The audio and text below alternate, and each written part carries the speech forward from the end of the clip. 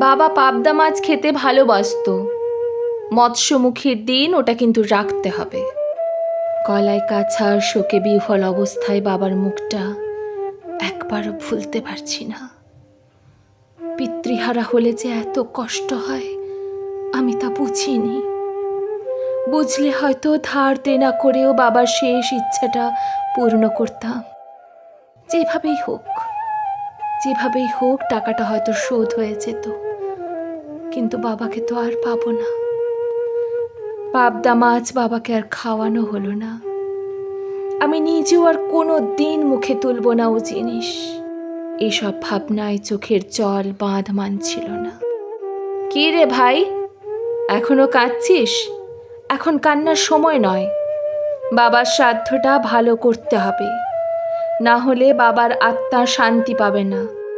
দাদা কথাগুলো বেশ চেঁচিয়েই বলছিল, যাতে আমার কানের সাথে সাথে পাড়ার লোকেরও কানে ঢোকে রতনবাবুর বড় ছেলের ক্ষমতা, দায়িত্ববোধের কথা।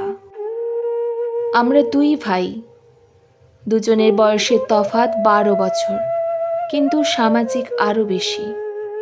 দাদা পড়াশোনা ঠিকভাবে করার সুযোগ পাওয়ায় বড় চাকরি পেতে ও তাতে পর উন্নতি করতে বেগ পেতে হয়নি। আর আমি যেহেতু বাবা মায়ের শেষ বয়সের সন্তান, তাই আমি যখন 9-এ পড়ি তখনই বাবার অবসর হয়।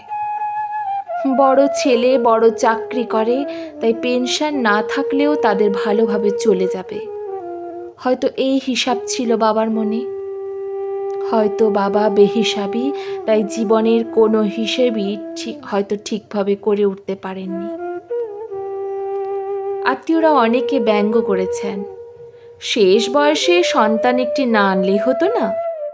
শুনে মা লজ্জা পেলেও বাবা বেশ বিক্রমের সাথে বলেছেন, ও আমার শেষ বয়সের লাঠি হবে। বাবা গো, লাঠি আর হতে পারলাম কই? কি অর্থনৈতিক যন্ত্রণায় তুমি ভুগেছ। আমরা 3 জনে একবেলা খেয়ে দিন যাপন করেছি, তাও মুখ ফুটে তুমি একবারও দাদার কাছে পিতামাতার প্রতি সন্তানের দায়িত্ব দাবি করনি। হয়তো তুমি ঠিক, দাবি করলে হয়তো লাথি ঝাঁটা খেতে হতো। জানো বাবা, আমি পারিনি তোমার মতো মুখ বন্ধ করে থাকতে। তাই তুমি যখন গত সপ্তাহে পাবদা খেতে চাইলে, আমি দাদার ফ্ল্যাটে গিয়ে বলেছিলাম, দাদা জানিস বাবা পাবদা খেতে চাইছে। না বাবা, আমি ওর কাছে টাকা চাইনি তোমার জন্য মাছ কেনার, শুধু বলেছিলাম কথাটা। দাদা বৌদি দুজনেই বলল, লোভ যায় না, পাবদা মাছের দাম জানে। বিছানায় শুয়ে শুয়ে একটা ফরমাস। বৌদি আবার আমার প্রতি সহানুভূতিশীল হয়ে বলল, আহারে, ছেলেটা কত কষ্ট করে কয়েকটা টিউশন করে সংসার চালায়, আর বুড়োটার জিভ দেখো। আমি না কোনো কথার উত্তর দিতে পারিনি। আমি এতটাই বিধ্বস্ত ছিলাম তোমার ওষুধ, মায়ের ওষুধ আর 3 জনের পেট চালাতে। তাই তোমার ওই চাওয়াটাকে আমারও এক লহমার জন্য যে বিলাসিতা লাগেনি তা কিন্তু নয়। তুমি আমাকে ক্ষমা করো বাবা, আমি তোমার অপদার্থ সন্তান। এই অপদার্থ, কি এত ভাবছিস রে? এত বড় একটা শ্রাদ্ধানুষ্ঠানের দায়িত্ব সব একা হাতেই তো করছি। টাকা পয়সা কোনো দিকেই কার্পণ্য করছি না, আর তুই সারাক্ষণ কেঁদেই চলেছিস। বাপ যেন কারো মরে না, ওর একাই মরেছে। আমারও কষ্ট হয়, কিন্তু এত দায় থাকলে কান্নার সময় পাওয়া যায় না। চল, বাইরের ঘরে ঠাকুরমশাই বসে আছেন, ওনার সাথে কথা বলতে হবে। দাদার পিছু পিছু বাইরের ঘরে গেলাম। ঠাকুরমশাই বললেন, কার কি করণীয়। দাদা প্রথম তিল দান করে তাড়াতাড়ি উঠে যাবে নিমন্ত্রিতদের তদারকি করতে। আমাকে করতে হবে ষোড়শ দান। তার আগে মা, বৌদি আর বুবাই করবে 6 দান। সব শেষে দাদা একদিষ্ট। ঠাকুরমশাই, যা যা করতে হবে বলুন, বাবার শ্রাদ্ধে আমি কার্পণ্য করব না। আর মা, বাবা কি কি পছন্দ করতো তুমি আর ছোটু মিলে একটা লিস্ট করবে, খাবার জিনিস, পড়ার জিনিস, নেশার জিনিস সব। এসব বলে দাদা আমার দিকে তাকিয়ে বলল, বাবা নস্যি নিত না? ছোটু, একটা বড় নস্যির কৌটো কিনে বাবার ফটোর সামনে দিস। কি বলেন ঠাকুরমশাই? হ্যাঁ বাবা, যা মন চায় তাই দেবে, এতে তোমার বাবার আত্মা শান্তি পাবে।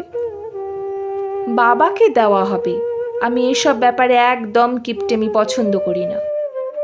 শ্রাদ্ধের আগের দিন ঘাট কাজ হলো। দাদা, বৌদি আর বুবাইকে ঘাটে ওঠার জামা কাপড় দাদার শ্বশুর বাড়ির তরফ থেকে দিল।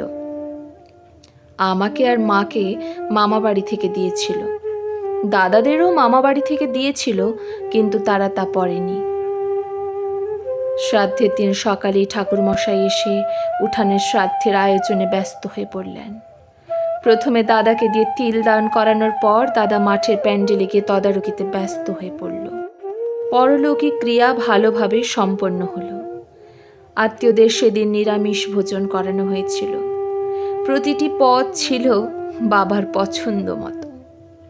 এ ব্যাপারে দাদার কোনো ত্রুটিই ছিল না। রবিবার মৎস্যমুখী হলো। তাতে এমন জমক হলো যে পাড়ার চ্যাংড়া ছেলেরা বলতে লাগলো, ছোট্টুর বাবার বিয়ে হচ্ছে।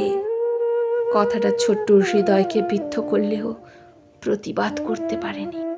এ ভাই, এদিকে আরেকটা পাবদা দাও। নরেশ কাকা, বাবার প্রিয় ছিল পাবদা মাছ, পাতি পুকুরের আড়ত থেকে আনিয়েছি। এদিকে এত ভালো পাবদা পাওয়া যায় না। দাও দাও, কাকাকে আরেকটা পাবদা দাও। কাকি, তুমি নাও আরেকটা। জানো তো, আইসক্রিম করিনি। বাবা দই ভালোবাসতো, তাই গাঙ্গুরামের দই করেছি। তুমি বাবা দেখিয়ে দিলে বাবার শ্রাদ্ধে কেমন খরচ করতে হয়। তোমার বাবার আত্মার শান্তি হবেই হবে। এমনই কথাবার্তা চলছে ব্যাচকে ব্যাচ। আর সকলের করুণার দৃষ্টি ছিল আমার প্রতি। কিছুটা যেন দুই ভাইয়ের তুলনা চলছিল মনে মনে। আমার মতন অপদার্থকে করুণা ছাড়া কি বা লোকে করতে পারে? রাতের বেলা আমি আর মা পাশাপাশি শুয়ে। মা, ঘুমিয়ে পড়েছ? না। পরশু আমার অ্যাপয়েন্টমেন্ট লেটার এসেছে প্রাইমারি স্কুলের। 1 তারিখে জয়েনিং। বাবার আশীর্বাদ ছিল তোমার উপর, তাই। বাবার জন্য কি বা করতে পেরেছি? তুমি যা করেছ তা অনেক। তুমি তোমার রক্ত দিয়ে, জীবন দিয়ে, সাধ্যের বাইরে আমাদের জন্য করো। তোমাকে জন্ম দিয়ে আমরা গর্বিত। মা, একটা কথা বলবো? বলো। তুমি রাখবে? চেষ্টা করব। আমি যখন যেমন আয় করব, তোমাকে তখন তেমন রাখবো। তুমি তোমার যা মন চায় আমাকে বলবে, আমি এনে দেব। তুমি তোমার সব শখ মেটাবে এই জন্মে। কিন্তু তোমার মৃত্যুর পর মা, আমি তোমার শ্রাদ্ধ করতে পারবো না। তোকে আমার শ্রাদ্ধ করতে হবে না। থাকতে শাক ভাত না দিয়েও মরার পর চন্দন কাঠ দেওয়ার জন্য তোর দাদাই তো আছে। তাতেই দেখবি আমি ড্যাং ড্যাং করে স্বর্গে চলে যাব।